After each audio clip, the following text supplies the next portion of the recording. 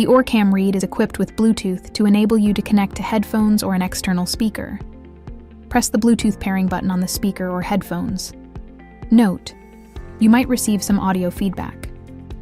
Use the voice command, "Connect to a Bluetooth audio device." The device will beep while scanning for Bluetooth devices. Once you hear the name of your Bluetooth audio device, press the round button to connect it.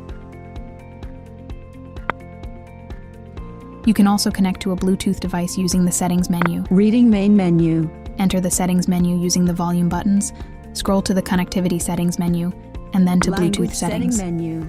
Volume menu. Connectivity setting menu. Bluetooth setting menu. Select the option to connect to a Bluetooth audio device. To connect to a Bluetooth audio device, press the trigger button. OrCam Read 3 will list all available Bluetooth audio devices.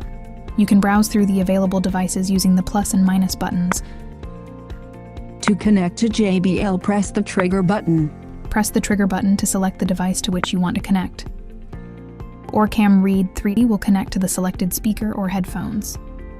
On some speakers, you might hear "connected" from the Bluetooth speaker.